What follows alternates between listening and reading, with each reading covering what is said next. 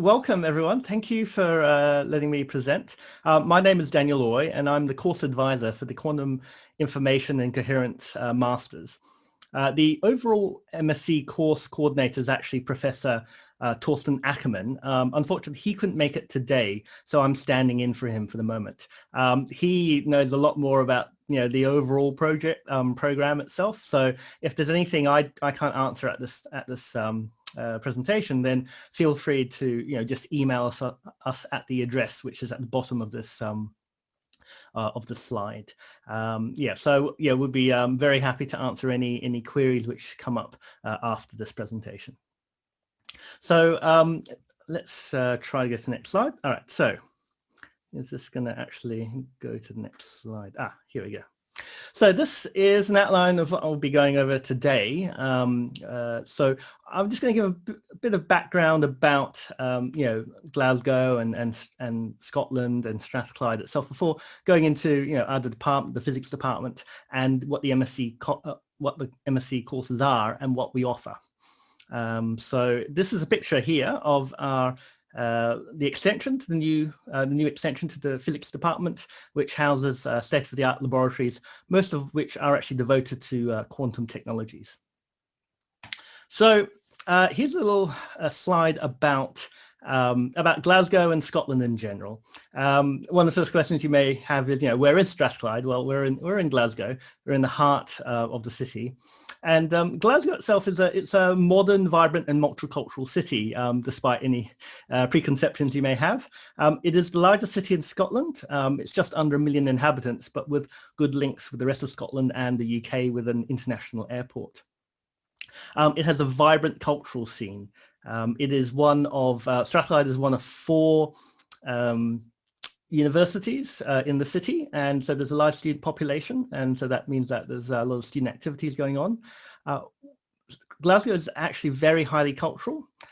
We are UNESCO City of Music, and we were actually picked as the top UK cultural and creative centre, and the EEC, the European Union, have praised Glasgow for its openness, tolerance and trust, and the cultural participation and attractiveness. But despite that, it is a very affordable place to live. This is often remarked by people who come to Glasgow from other parts of the UK, especially from the southeast London area, and they find that the prices of accommodation and the cost of living is quite low compared to those places. It's also actually fairly safe. It has been nominated as the 4th best UK destination by TripAdvisor last year, so it just shows you there's lots to do for the visitor, whether you're a short-term visitor or a longer-term visitor. Lots of different things, especially if you're into the outdoors or sport. We have a host of international events which we've hosted over the past years, including the Commonwealth Games in 2014. If you want to venture further afield from Glasgow, we're close to the Highlands, the Scottish Highlands, which are magnificent countryside and landscape. So a bit about the university itself. Well, Strathclyde University, it has a long history in that it was actually founded in 1796 by John Anderson, who he set it up as a place of useful learning. So from its very inception, there's been a focus on practical learning and learning so that could be applied and be useful. And over over its history, it's strived to live up to this aim. And over the last few recent years, we have made massive gains in improving our international standing and presence, and also within the UK. We were awarded the UK University of the Year by the Times Higher Education for a 2nd time last year, and we were awarded the Scottish University of the Year this year by the Times of London.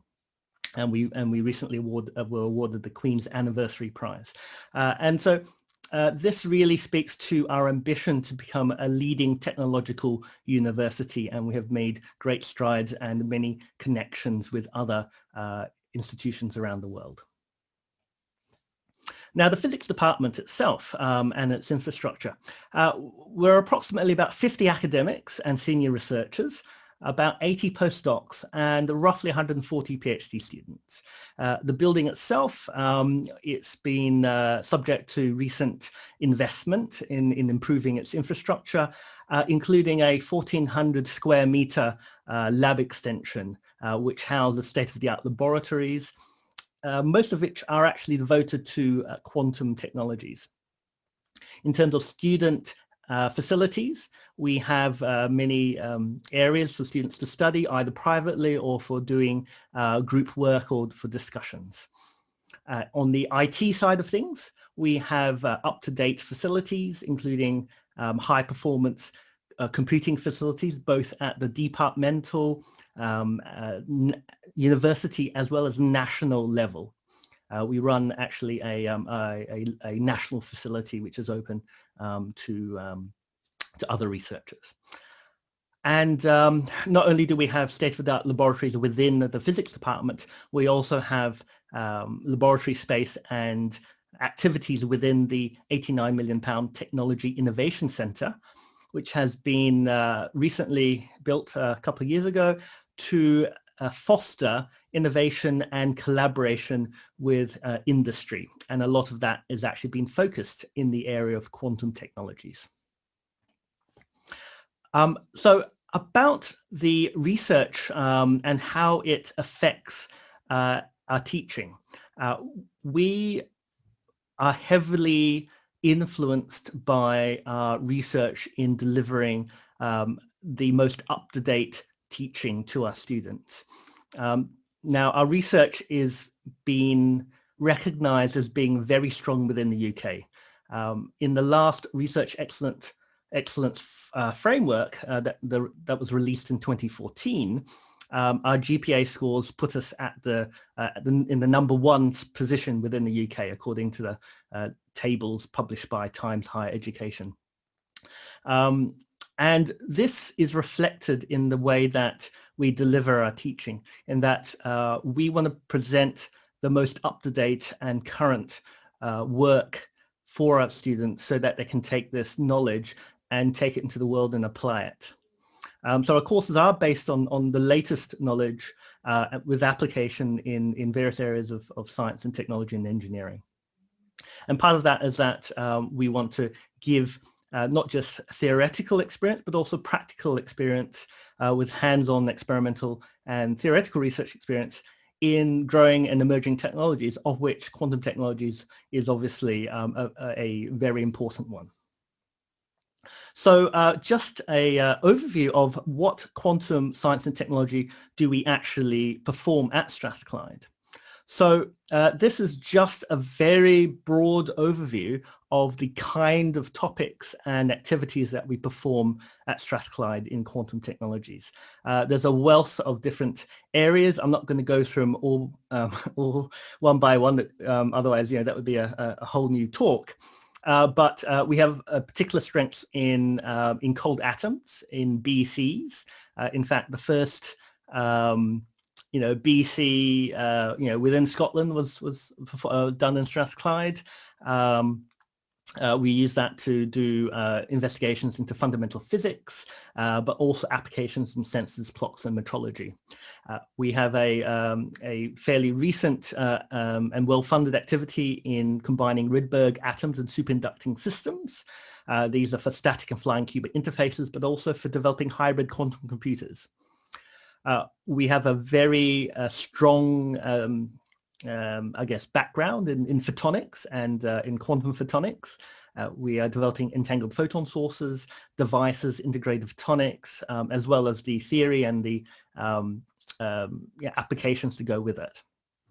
I personally work on space quantum technologies, including satellite quantum key distribution, communication, as well as trying to apply these new techniques and technologies to performing fundamental physics in space. On the theory side of things, I also do theory in quantum optics and quantum information theory, but there are also a large group, there's a large group working in quantum simulation and quantum many-body physics. In total, we have in the department itself about 14 academics, about 20 postdocs, and about 50 or 60 PhD students. And that's not counting the researchers within the Institute of Photonics. So they are sort of the fourth division within the physics department, and their remit is to take fundamental physics and industrialize it, develop it so that it can be applied. The department is a founding member of Quantum Information Scotland, or QuISCO for short. This is a network of quantum information scientists within Scotland in order to share the latest results, as well as form the foundation for more student-led activities. Within the national context, we are a major player within the UK National Quantum Technology Programme. This has seen hundreds of millions of pounds of investment within the last 5 years, with hundreds of millions of pounds investment to come. And we are the only institution to be a partner with all 4 UK quantum technology hubs, both in phase 1 and in phase 2, which has just begun. So we work on quantum sensors, in quantum communication, in quantum imaging, as well as quantum computation and networked quantum systems. So all this research forms the background to our teaching.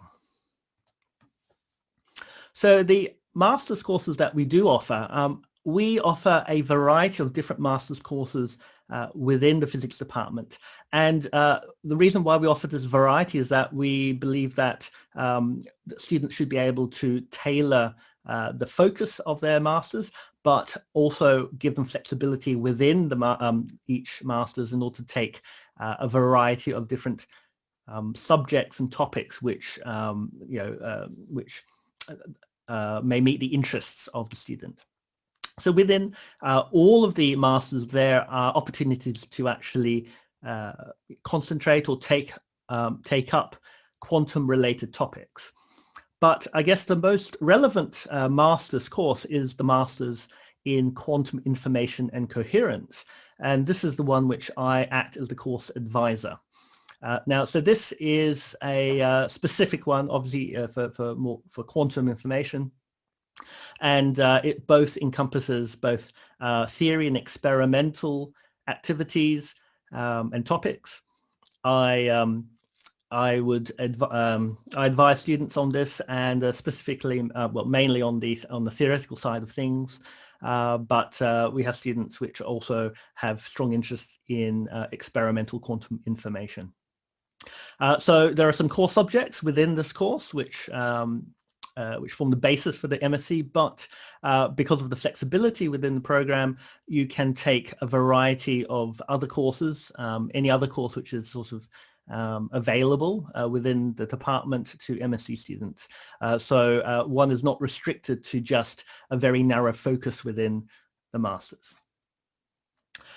Now, a major component of the Masters program is the MSc Project. So this is conducted at the end of the coursework, and hopefully the coursework will have provided background and a foundation for actually conducting the project, which is set up as a proper research project. It is conducted over 11 weeks over the summer, and it's supervised by the top researchers in their field. It's not only just academic research, but also there are possibilities for having projects with external partners or also industrial placements. Halfway through the projects, there's a progress workshop for which students can share experiences and to update each other on how things are going. And the projects themselves, you can take projects from any of our 4 research divisions. These are nanoscience, plasmas, optics, and the Institute of Photonics. But it would be expected that for quantum focused MSCs, these would probably most likely be in optics or the Institute of Photonics, though there are people in the other divisions which do have interests in the quantum on the quantum side. So besides the coursework and the research, we also offer a wide variety of academic support. The department is known as a very open and friendly department. We have an open door policy in that students are able to contact staff members at any time in order to flag up any problems or issues or seek assistance. Pastoral care is mainly performed by Professor Ackman, who's director of the postgraduate taught courses. And he takes a special interest in the welfare of each and every student. He works very hard to ensure that every student is, their welfare is looked after. We give advice on the classes that you take at the start of every academic year. We have welcome social events to allow students to meet each other and to get to know each other and to create a sense of community. We ensure that during the first stages of the MSc that students actually settle in. So within the first semester we make sure that we actually see each student on a regular basis to see how things are going. It isn't a matter of just getting students to come in and just not being interested in seeing them. We actually would like to make sure that each and every student is doing the best they can. We also have support services in terms of career advice and graduate talks. We also have good industry links. So up here you can see some previous industry days where we'll take students to visit local industry. Scotland has a very vibrant and active and strong optics and photonics industry, and therefore we have very strong links with local businesses such as M² lasers. But also on a wider context, we also have connections with the wider profession and student community. We have Strathclyde Enterprise Pathways, which helps with entrepreneurship. So if any student has commercial ambitions or would like to industrialize ideas or develop spin-outs, that we have a strong mechanism for supporting that. We have a very active physics society, which is student run for students.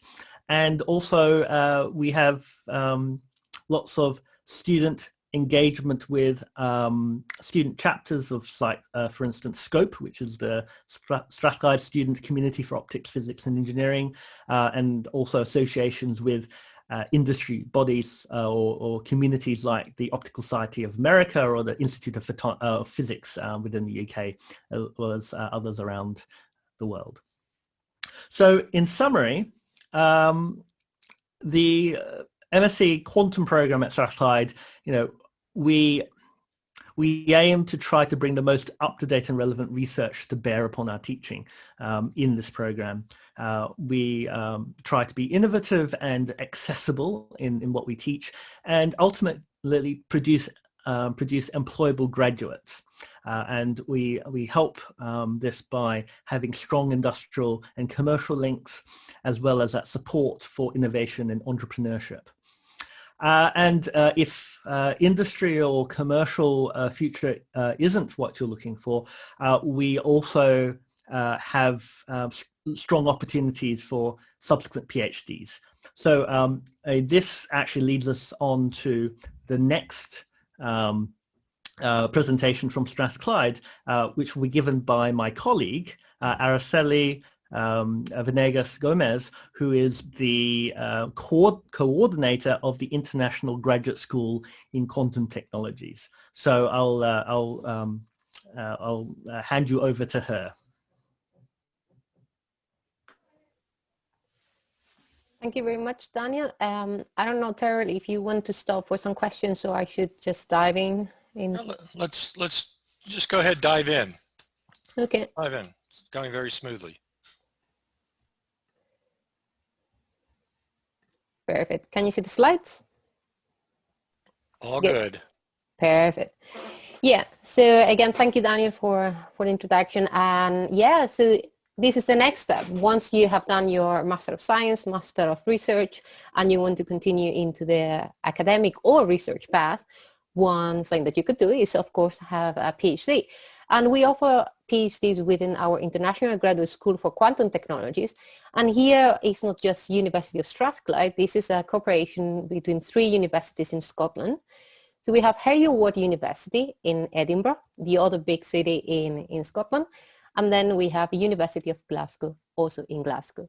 So we are here talking about a cooperation between 3 universities with very strong links and cooperation in quantum technologies. So I'm the coordinator of this International Graduate School for Quantum Technologies, but I'm also the founder of QURECA, Quantum Resources and Careers, where we focus on the step after when you are looking about a career in quantum technologies in industry and you would like to go into a quantum company. What's the next step? We really support a lot of students or anyone who wants to follow up a career in quantum in industry. So if you want to know more information about that, I give you my email at the end.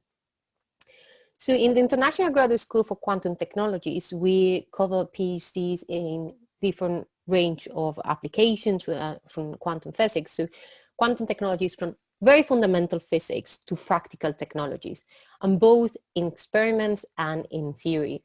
So you have here some very amazing optical tables, just a couple of examples of what you will have to deal with if you're doing experiments, but also to show you that we really have a vibrant group and diverse group of people working in these amazing projects. The PhD program is ranging between 3 years to 4 years. So it really depends at the end of the project. So we say that normally it's 3.5 years PhD, but it could be 3 years, it could be 4. And again, we work in different fields of quantum technologies. So you have positions, opportunities within measurement and sensing, computing and simulation, and communication and networks. And again, both in theory and in experiment, and also in cooperation with industry. You have here at the bottom the link to the graduate school where you have a full list of all the PhD projects from the 3 universities as well as the one in cooperation with industry. So if this is something that is interesting for you, please feel free to go there and apply directly to the supervisor of each PhD position. I will also give you the school email if you have general questions. So again, we try to cover all the different fields in quantum technologies. So from experimental techniques to very fundamental science to very applied experiments and theory. So you have the whole range. So it depends on what is more interesting for you. You can work on something that is very applied, even in collaboration with industry, or very fundamental science. So if you have a very specific field that you're interested in, probably we have enough there. But it's not only about the research, it's all about what we are offering within the graduate school. SUPA is the Scottish Universities Physics Alliance and includes more universities besides the 3 from the graduate school. And what they offer is they offer a package of lecture series and training programs, and they also offer different collaborations, events, organizations within all physics in Scotland. As part of this SUPA, we have 2 specific courses that are part of the graduate school. So imagine you will have more specific courses in biophysics or plasma physics, but there is a part that is quantum, and this is part of the graduate school. And we have 2 different lecture series, one experimental and one theory. And what we try to do is to give this overview about experimental platform, experiment projects, collaborations, both in as well in theory, how this can apply to industry, as well as kind of an overview what are the different options within quantum industry in general globally. And again, we try to work as much as possible with industry within the Scottish ecosystem, but as well and beyond. And we try to do as many activities as possible. This year has been challenging with the current situation, but here you have at the top right is a picture of the recruitment event that was the past January. So this is where people like maybe yourself, if you're interested in these, in the future, you can come when we have this recruitment event and actually talk directly to the potential supervisor. So it's kind of a, you get interviewed directly and you get to know more about the research. We also have outreach activities. We have different kind of workshops and webinars now to learn about specific, like for example, quantum computing languages, and we organize summer schools. And this is the very big conference that we organized last year, a couple of years ago, and it was really good because well, first of all, we had an amazing summer in Glasgow, and we also had people from all over the world coming. So that was really, really nice. So yeah, that's it. And as Daniel mentioned, we also have the Highlands, which is, I think, the best of Scotland, including the whiskey. But here you can see how we also have activities, social activities, just to enjoy the landscape. So here you have both emails. You have the one from the graduate school. You have my email if you want to learn more about a career in quantum in industry. That's me. Thank you very much. Okay, thank you, Araceli. Let me get the juices flowing here, if I may, and go to a question with Daniel, and then hopefully folks out there are generating their own questions, and certainly you can unmute your microphone when the time comes. But Daniel, let me ask you this quickly, because so there are 5 master's programs. Those ones we've tended to run, or we've had students on. Yeah, we actually have other master's programs on the books, but okay. yeah, it's basically we want to offer variety and flexibility to a student. So if a student comes to us and wants to do a master's, they're not constrained by what is written in the rule book. So we want to give that flexibility. Yeah, no rule book. Well, I mean, what's driving this is I was only aware of the MS in applied physics, which I kind of equate that to quantum for this audience, for this purpose.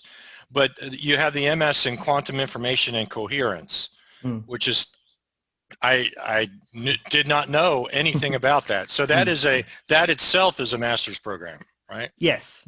And how new is that? Is that something that's literally just starting now? Is it coming out in the future, or did I just miss that?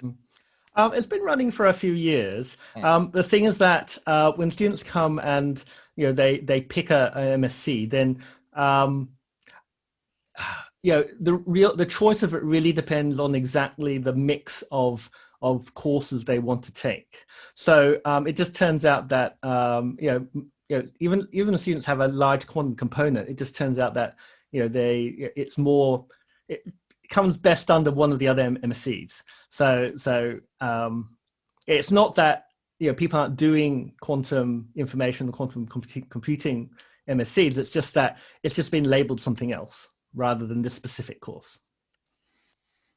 And I know we're not admissions counselors, but I know this is on everybody's mind, so I'd rather just ask and get out there. So is the university considered an expensive ask for an MS program? Is it a relatively cheap? Is it in the middle? It sounds like the cost of living is low in that area, but for tuition, A, roughly what should we be thinking? And B, is there a difference in the tuition for internationals versus domestics? For actual specifics, I mean, I wouldn't be able to make any definitive comments. But in terms of the Scottish and UK context, I think we're fairly fairly standard or competitive. So I wouldn't say that we are charging a premium. I think we're probably in line with other institutions offering similar courses. In terms of the fee situation for local and funding and international, there's a lot of there's this big thing called Brexit coming up, or has been, but so that situation, I would have to refer you to the actual admissions office. Okay, yeah, I'm sure that's fluid.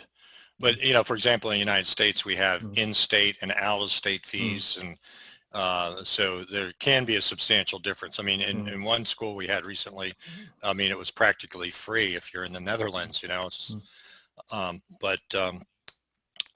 so just that for my curiosity, and again, I'm hoping someone else chimes up here.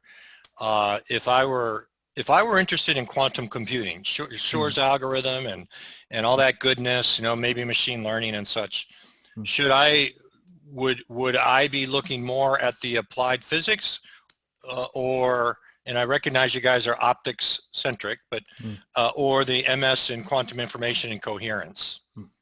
I think if it was more theory, algorithms and stuff like that, it would be the quantum information and coherence course.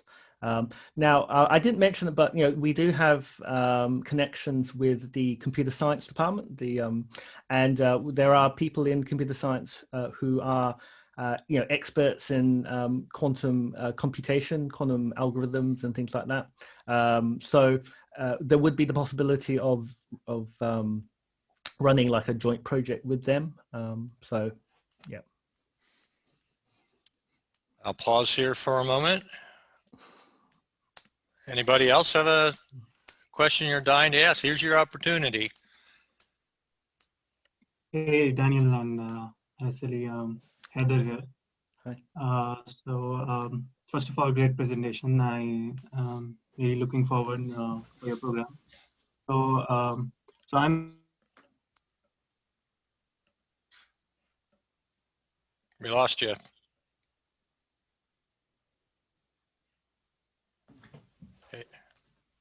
Hey dear, we lost your audio. All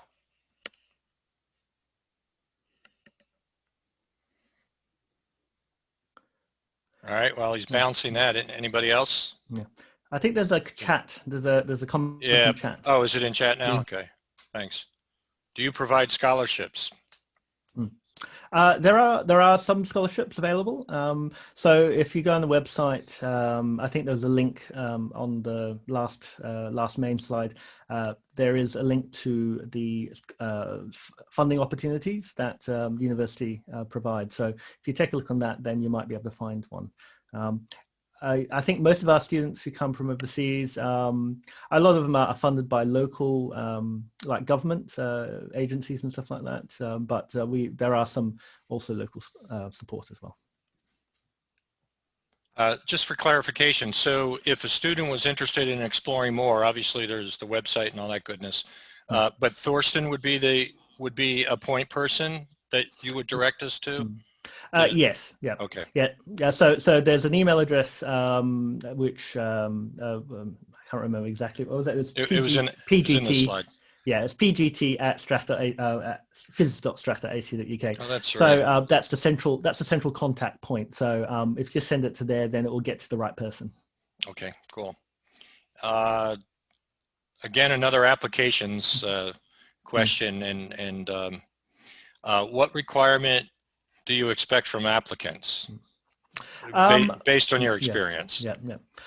So we don't require a top. We don't require top marks, right? So we are looking for students who have the enthusiasm and drive to study this very fascinating and exciting area. So we take students who have a reasonable first degree, but I think this is something that we can discuss. The application can discuss depending on your background. We also will accept applicants from a wide variety of backgrounds, so we don't insist only on physics undergraduates. We've taken students whose first degree was not specifically physics. So it's really individual. So this is something I want to emphasize, that we have set it up to try to be as flexible and as accommodating as we can to allow students from all backgrounds to be able to participate.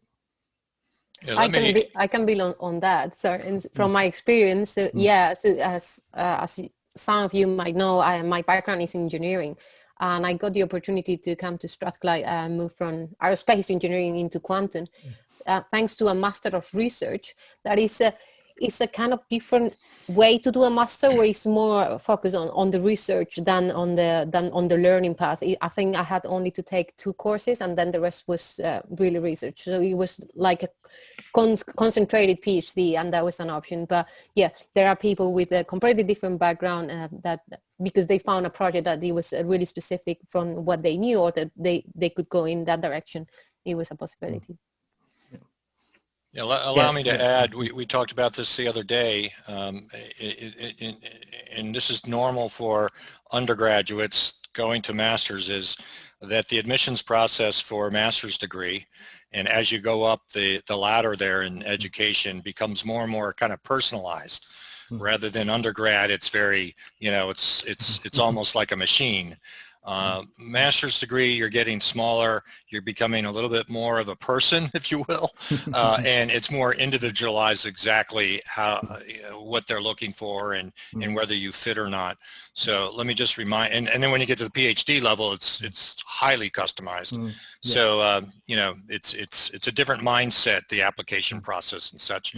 And one of the objectives of this whole program, all the work we're doing trying to pull these master's degree programs together, is really, it's about finding a match, which is an ambiguous thing to do, but which kind of environment do you do better in? Which kind of environment do you enjoy? Those kind of questions, I think, are generally on both sides, from the student's perspective and the university's perspective, of whether there's admissions, rather than tangible things like GREs and things like that, to some degree. Anyway, Hari has a question, are there any language proficiencies up there? It's all English, I assume. Yes. So there'll be sort of university policy on English proficiency. So I can't remember exactly which one is. It depends, obviously, on where you're coming from and what the qualification is. But there is one. Yeah. Yeah, I would assume you need to speak English. I guess the accent's optional. Well, yes, the Glaswegian accent can be challenging, even for native English speakers. But the department is actually very very multicultural.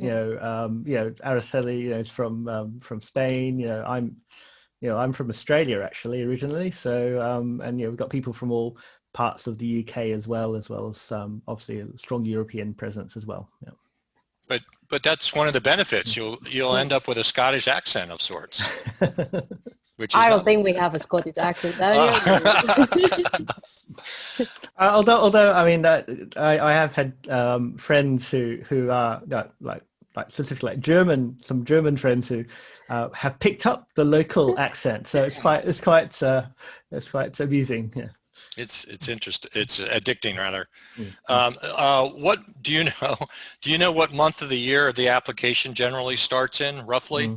Is some are really late, some are early.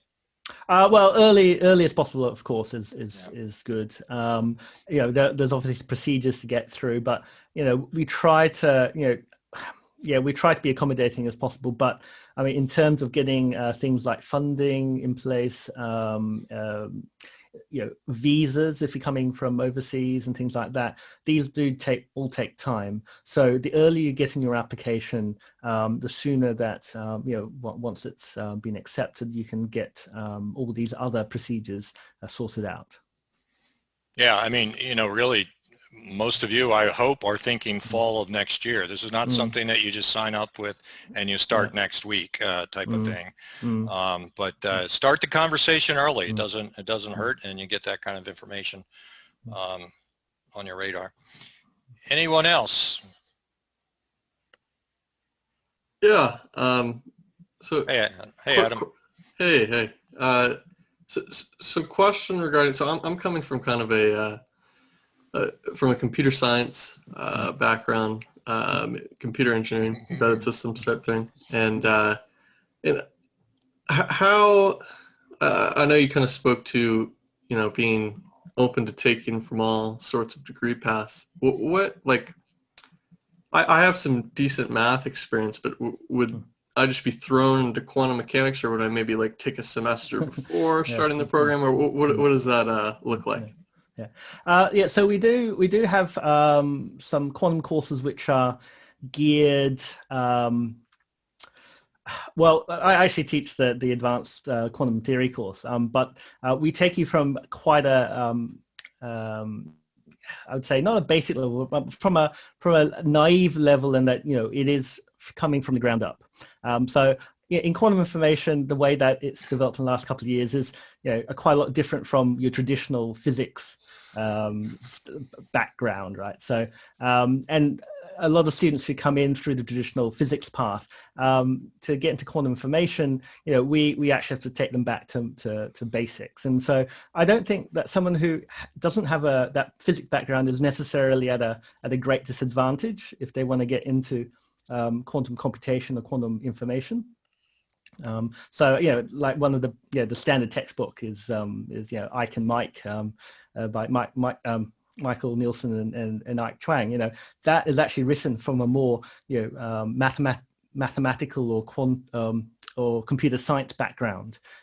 So the field is actually it's good in that it all started by an interdisciplinary collaboration of lots of different scientists from different areas. So if your background is more computer science or mathematics, it's probably not that much of a disadvantage.